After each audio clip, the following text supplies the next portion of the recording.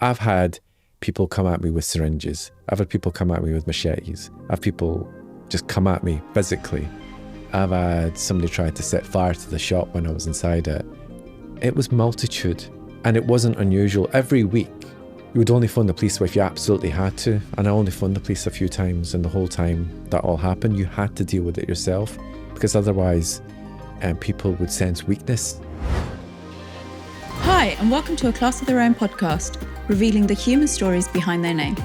We will hear honest and intimate reflections from our guests who, despite their circumstances, shape a world that reflects their unique visions of success. Join me, Mira Magecha, to learn from these inspirational people and take the first step to make your own change. We've decided to split Sal's episode into two parts. The magic, the beauty, the intensity of the conversation was so much that we thought it was best to split in two. This is part one, and part two will follow shortly. On today's episode, we're joined by Sal Naseem. Hi Sal, how are you? Really good, Mira. Thank you for having me. I am so excited that you said yes. We start the podcast in the same way, Okay. which is you telling us and the audience who Sal is. So look, essentially I am a public servant. That's how I describe myself. Right. I spent the majority of my career in public service, trying to make a difference in the different roles that I've done. And I've ended up doing a number of high profile things in my career. I think the thing I'm probably most well known for is being the former director for London, a body called the Independent Office for Police Conduct, where I essentially had a high profile role investigating police misconduct, and I had oversight of the Metropolitan Police Service. But who am I? I'm a father, I'm a husband, I'm a proud Scot, I'm a Muslim, I'm a Pakistani, I'm a number of things. But I'm sat here right now looking forward to the conversation. Great. So am I. So tell me about where you grew up and how you got to the point of school. So this is the early years. So what was the early years for Sal like? Difficult. This is the point where you say I'm not old enough, but I grew up in the 70s and 80s. You're definitely not old enough. Thank you. But I grew up in a wee town in Scotland called Kilmarnock in Ayrshire, and we were the first Pakistani family of colour, I think, to move into the town. First Muslim family, and being the first back then isn't quite being what the first means being right now, because the racism that we experienced and the hatred was intense. Intense. Was that more because you were Pakistani, Muslim, brown? Was there one facet to that overplayed and overshadowed it? Or was it a combination of all of those things in your opinion? I think it all overlapped. There's this word is maybe slightly overused about intersectionality, but it all just overlapped. We were different. Right. And the environment we entered into was hostile and it was unwelcoming. So for instance, my first childhood memory is my first memory of moving into the town is actually our first night there. It was a winter's night and it was dark about 4:00, and there was just this noise that we heard, and it was just tap, tap, tap, and it got louder and louder. Realised it was people throwing stones at the windows. Wow. And then they began to crack, and it was me and my two little brothers and mum and dad. So we didn't come as an extended family. It was just us. And do you remember those kind of Venetian blinds you got? Yeah. The metal ones slatted, crinkly if you tried to kind of look through. So I remember kind of coming onto the sofa, opening up with the two fingers, peering through, and there was about 15 teenagers across the road lobbing stones, rocks and bricks and laughing. And we were just wee and terrified and running about, and mum and dad were frantic. And that was our welcome to the town. That was our welcome. Where did you move from? Moved from Yorkshire. Okay. Yorkshire. So I grew up in Scotland, but I was actually born in England. So moved when we were tiny. So I don't have any memory of living in England. So I grew up in Scotland, and the accent attests to that, even though I've been in England for 18 years. So I very much consider myself to be Scottish. What happened beyond that first night?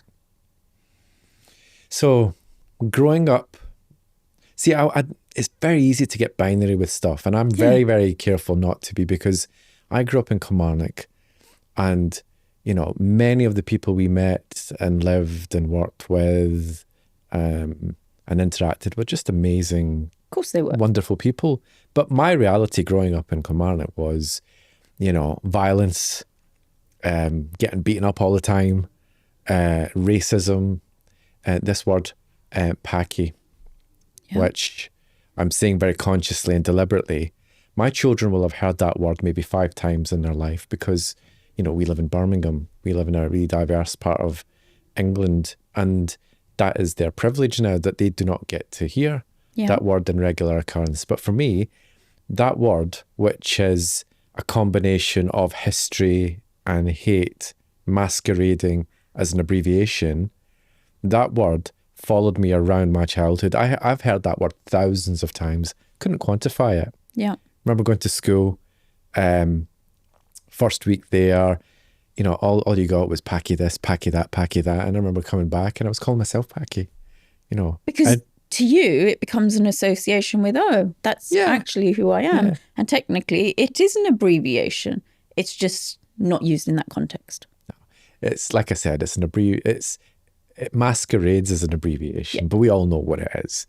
So I remember my mum sitting down. She was upset. She sat me down and explained why I should never call myself that.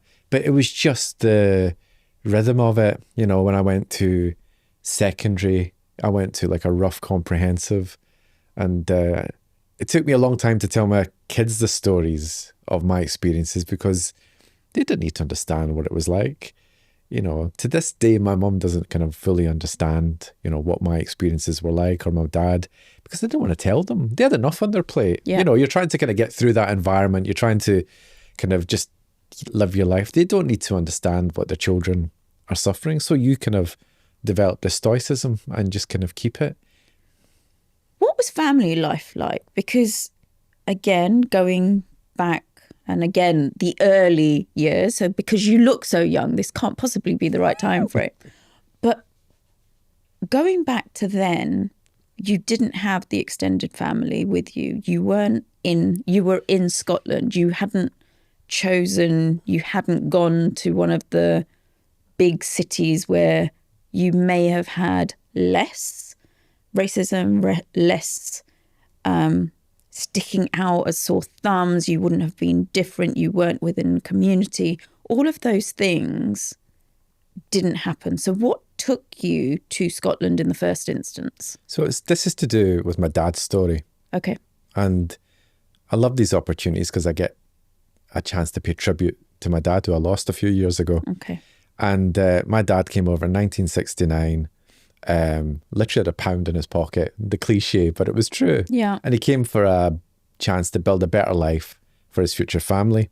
He came over from Pakistan, came from poverty. But he qualified as an electrical engineer, and he was with this prestigious firm, and they used to work on kind of Ministry of Defence contracts. He never told me what he fully did, because he signed up to that State Secret Act, and he really kind of felt strongly about it. He never told me. It was something to do with tanks. But he consistently got overlooked for promotion, and his boss kept him down. His boss took the credit for his work. And my dad was not an idiot. My dad took it until he could no longer take it. And he thought, right, I'm leaving. And he walked out of the job. And he thought, I cannot do this. I didn't come to this country for this. So he thought, well, what else can I do?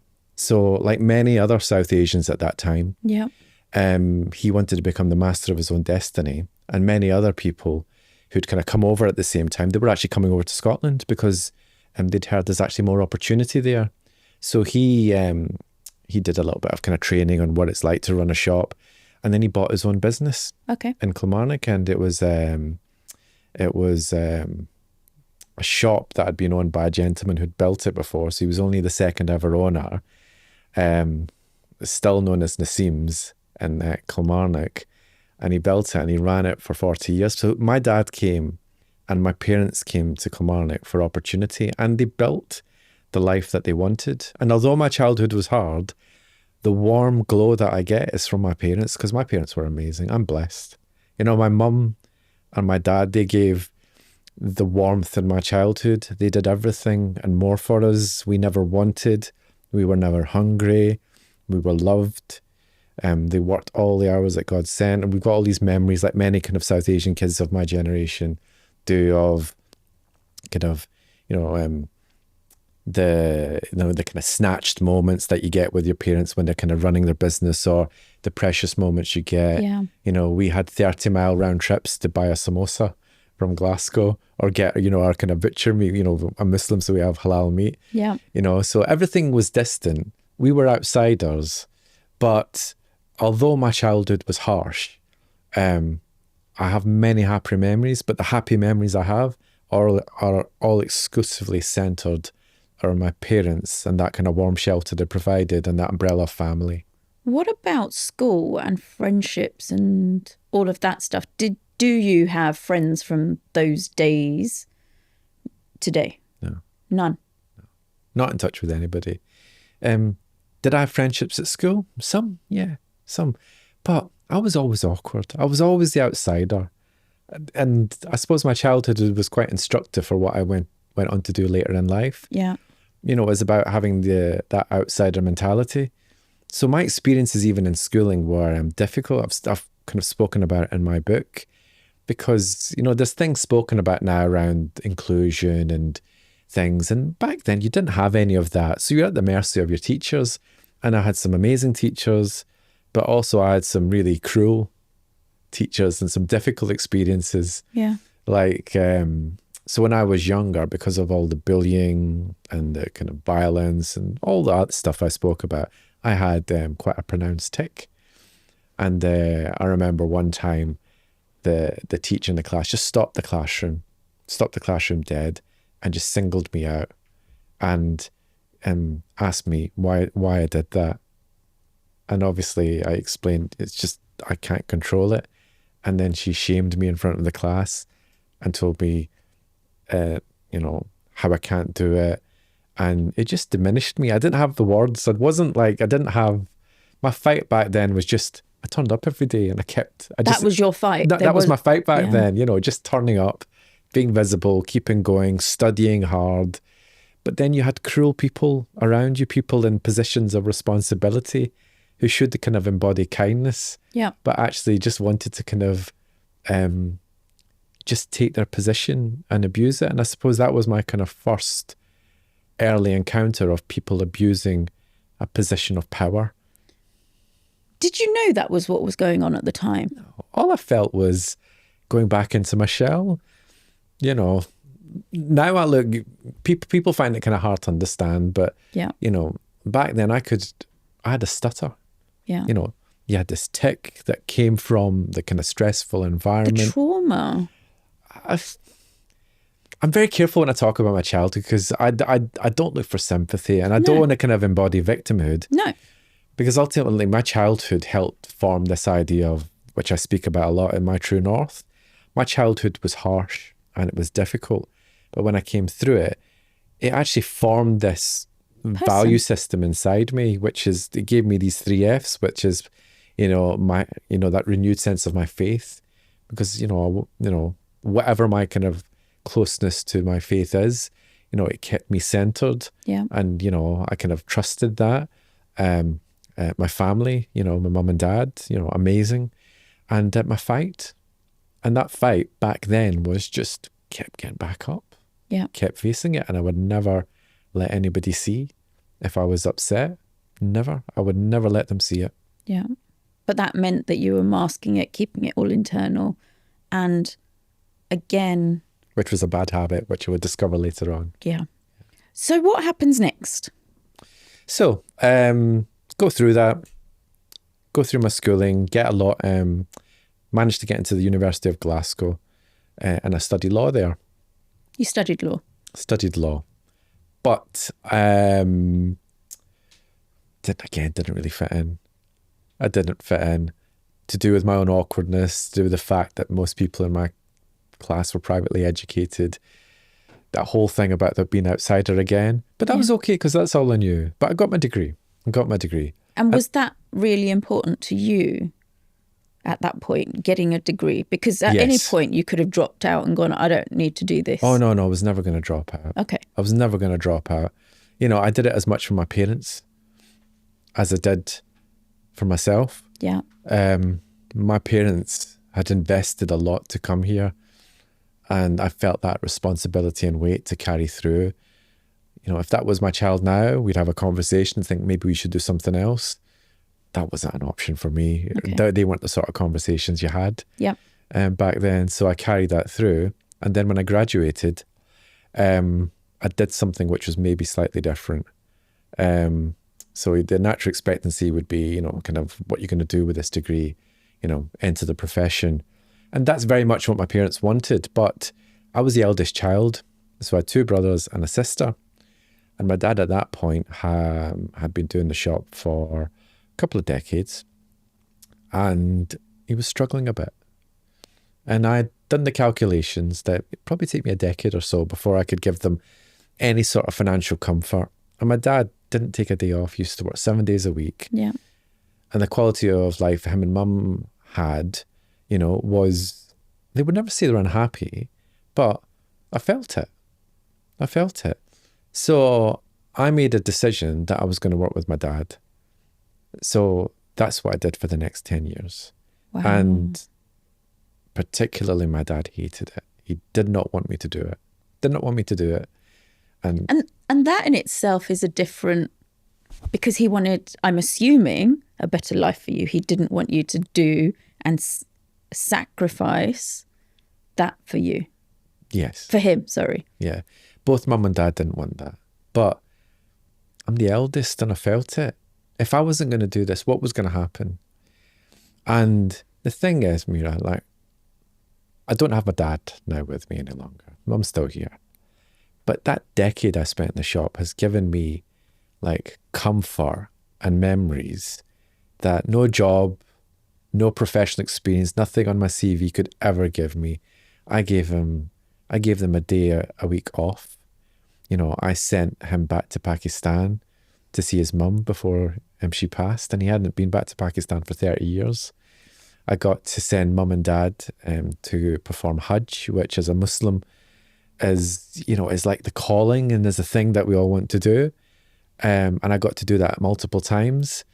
And now that he's no longer here, the comfort that gives me is, I can't tell you, because it doesn't take away from, it's empowering that you've done that, and the privilege, I think, and is the word. To be able to kind of give back to them for a decade and give them something, and for them to have these memories, and for mum to be able to kind of think now that we're, you know, the things that she did with dad and these other things, which were outside of just this constant kind of endeavour to provide and better their lives for their family and just to have a little bit for themselves. Yeah. And, you know, that decade allowed kind of my brothers to kind of come through the education system and establish themselves, my sister and stuff. And it's not about flowers or anything. It was just, I felt so strongly it was the right thing to do. Mum and dad eventually came round to it. Then we kind of settled into a routine. But working in the shop, again, was really formative for me because Kilmarnock, when we originally kind of moved into it, you know, didn't have some of the issues it did during that next decade. It became quite deprived, really challenging financial environment. There was a proliferation of drugs, hard drugs, smack, and the area that the shop was in became really violent, became really challenging.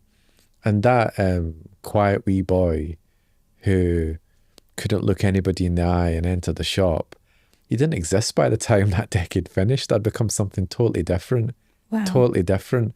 I'd become somebody who would deal with the violence but would respond, who had become hardened, who had become a little bit callous. It'd become a bit of an animal, if I'm being honest with you, because my daily reality was not just the racism I've spoken about, was facing down people who wanted to hurt you. Yeah.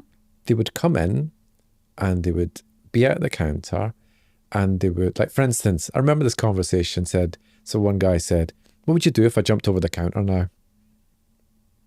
And he just stared at me and he kind of smiled. And I just took a step back. I says, try it. And then you'd wait. And then I'd say, go fucking try it. He didn't. You would get tested every single day.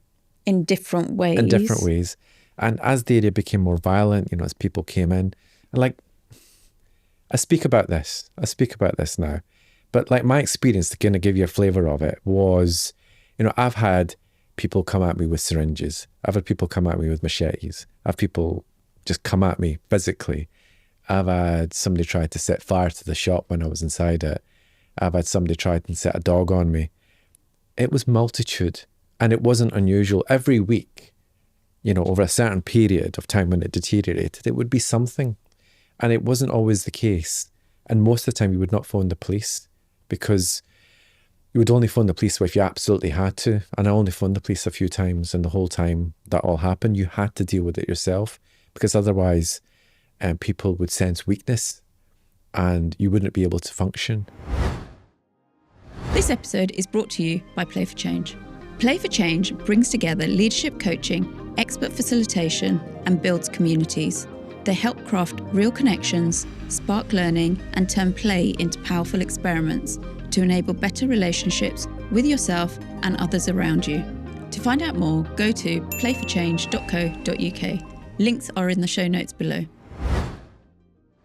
How do you learn that calling the police shows weakness versus finding ways, mechanisms to deal with it?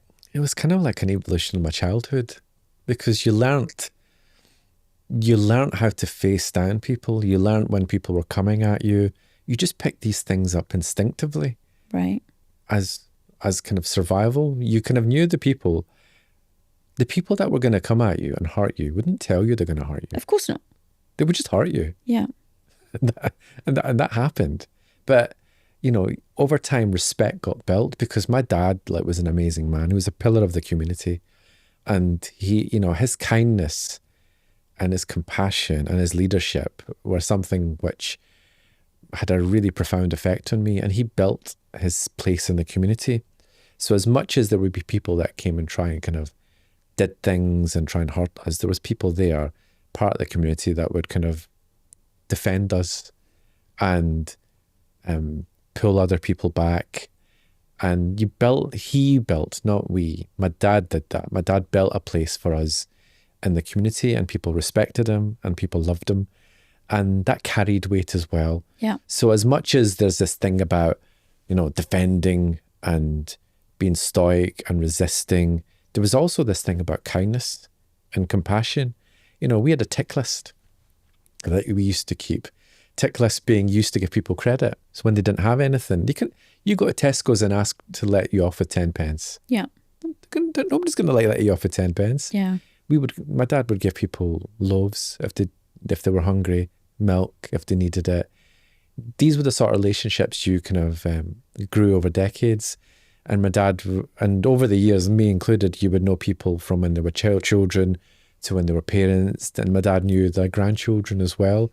You knew generations, and you built these connections. Because it's actually the community shop. Exactly. And you built connection to community. Yeah. So as much as I speak about our environment, this is not something about slagging off the place that you came from. It's not that.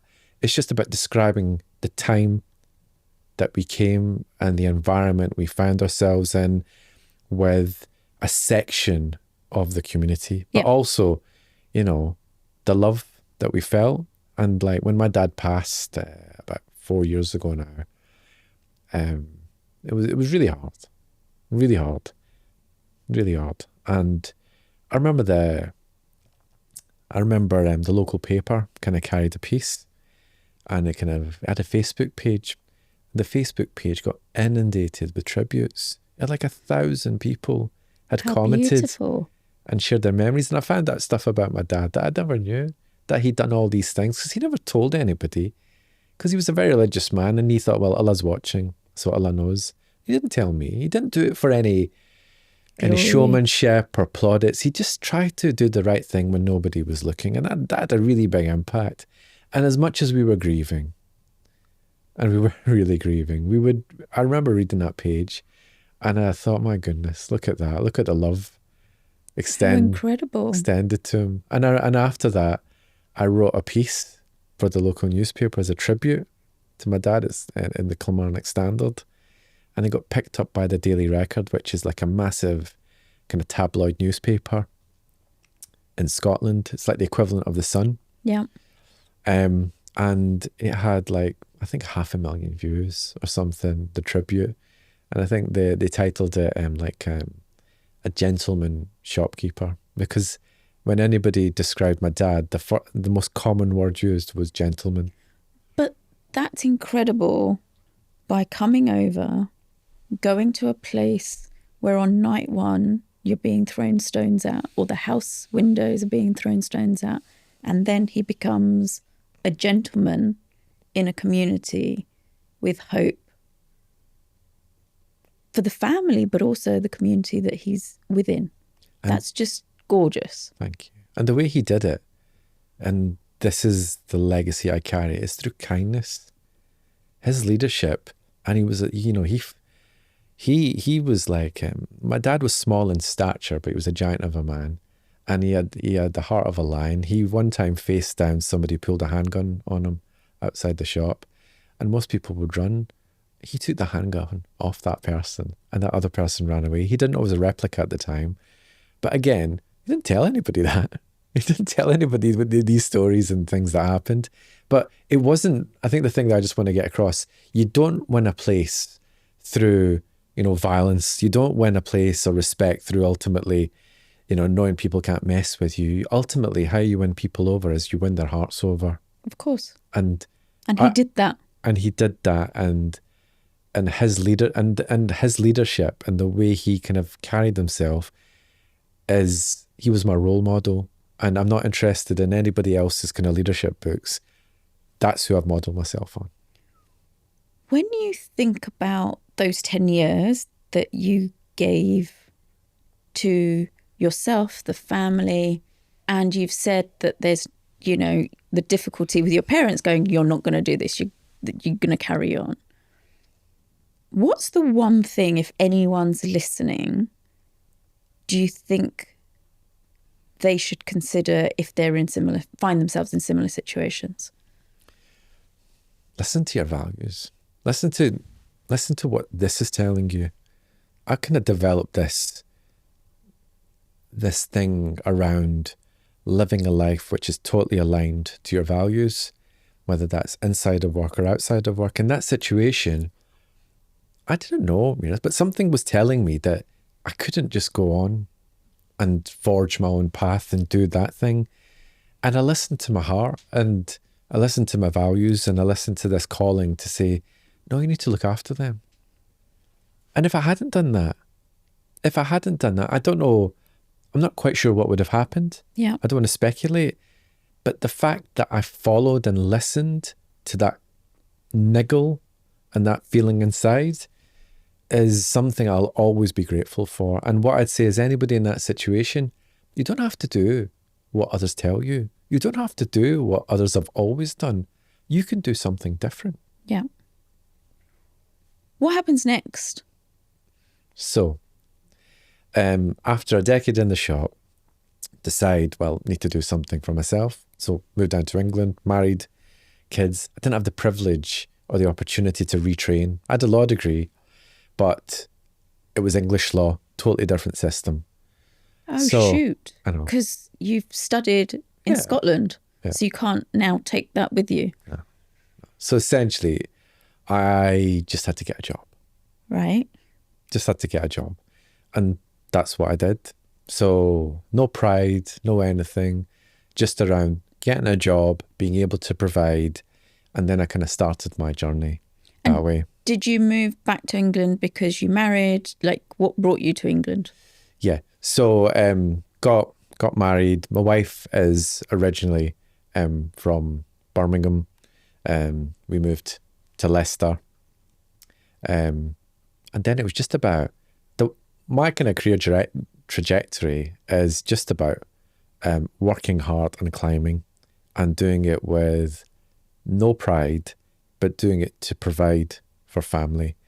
So I started off in call centres and then just kind of worked my way up until I ended up getting a foothold into the civil service.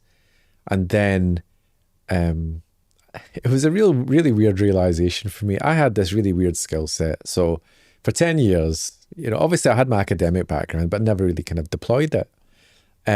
But I came to this kind of office environment equipped with this weird skill set that if you're going to fight me, I'd be able to kind of take you. Yeah. Because I've done the physical fighting over here. So, but your challenge in the workplace is not that. No. So, when your challenge in the workplace does not come at you kind of face on, your challenges in the workplace come at you in a totally different way. Far more subtle. Office politics, the whole nuance, even learning to type on a keyboard, had to figure all that stuff out. And that was a very kind of insightful learning journey. And over the years, what I managed to do, because by the time I came to kind of start this other chapter of my career, I was kind of early 30s. And my peers, as it were, back then, were kind of up here. So I felt this deep inadequacy of, I have to catch up. I put this huge pressure on myself and I was in a hurry. So in the organizations I worked in, if I wasn't going to get a promotion, or it wasn't possible because of this whole thing around ceilings, concrete ceilings, glass ceilings, then I was off. Yeah. And off unashamedly, and I would move. And with each step, incrementally, I would take a step up. And lots of learning on that journey, learning to deal with things like racial bias, which I didn't really understand what that was, people's judgment, office politics. But, everything helped because it helped equip me for the next job, the next step. And it was all very incremental. Did you complain at any point of going, why can't I get the next step up? What is wrong with the system, the process, raise grievances, all of the stuff that is there to support us as employees? Did you do any of that? No, just went... No, if I never got a promotion, I never complained. Just went on. Because I realised, well, in my position, what's that going to do? I mean, there's times to use the processes that are in place there, absolutely. But in my position, if that was the culture, then either I can invest my energy in going through that process, or I can invest my energy in getting out and finding somewhere else, which probably recognises my worth better. Yeah. And that was always successful for me, because when I reached that limit and I felt I was ready and progression wasn't possible internally, it was possible externally. So I used the emotional energy just to get out. Okay. So you moved around. And what happens? How do you end up in the role that you talked about at the beginning? So I ended up in the regulatory sector. I worked in a number of regulatory bodies, this kind of hidden world. Every industry kind of body has a variation of regulation.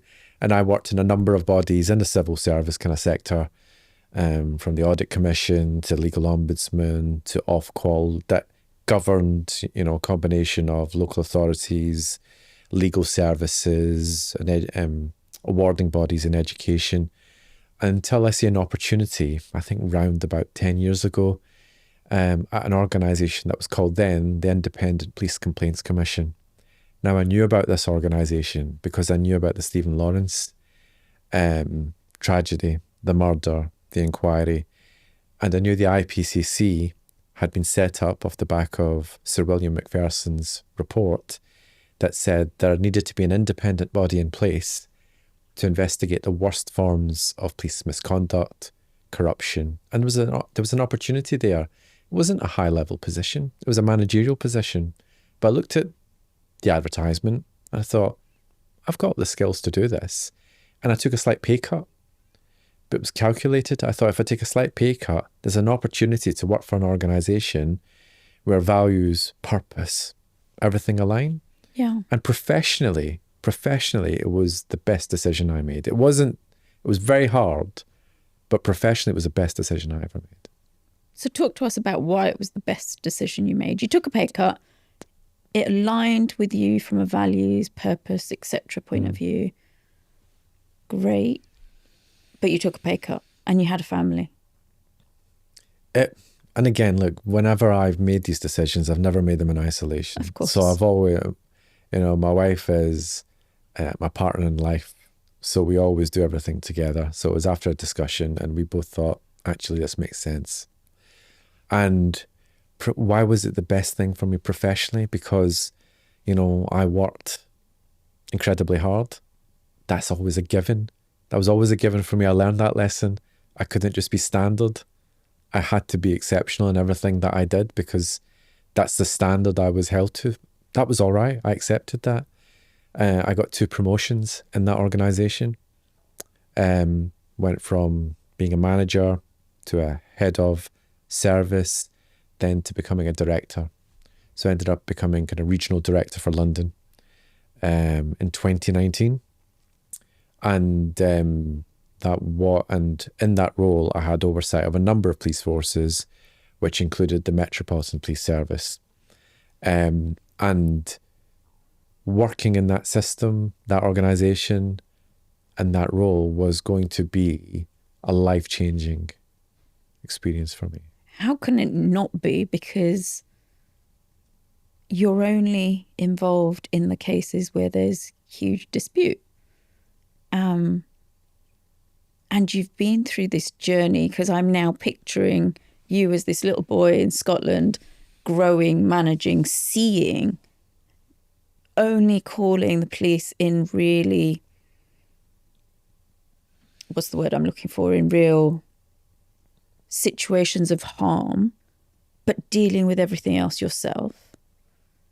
And so you've seen, heard, been part of something that you may not even know at this point. So how that journey, the trajectory, and literally I'm watching the growth, and literally in my head, I'm seeing you grow as a human, from a little child to who you're sitting in front of me, and just going, that journey and the stories, the things you will have seen, heard, felt, been accused of in all walks of life, not just from what you were investigating, the people, but life and people around you, your family, going, but how can you be so independent? Or like, it comes 360 degrees is what I'm seeing, is what you've had to deal with over the last 10 years. Kind of. Yeah, I suppose it does. I think my life had prepared me for the role that I was going to do. Yeah. Because I've always been an outsider, as I've described. Yeah. I haven't known anything else. And I came into this role ultimately as an outsider. And also it's probably kind of instructive to kind of reflect on my experiences in policing. Now, I had like my kind of first memory of policing. I had quite a rounded view of policing, but my first memory of policing was as a wee boy in my dad's shop, and it was actually of police corruption. So I remember running into the shop, and one of the privileges of kind of your dad and mum having a shop is you kind of get to go run into the back and raid the stockroom and see what new chocolates you got. So I used to do that. One time, came back after school, ran straight through the back. Dad was trying to get my attention, ignored them. And when I ran into the stockroom, there was 2 police officers sat there. One looked kind of startled, and I noticed on the ground there was cans of beer. And the other one, so the other one kind of looked a wee bit panic-stricken. The other one, who was kind of fat, bearded, just looked at me and just went like that and smiled. I was terrified. I ran away and I went round to my dad and just kind of looked up.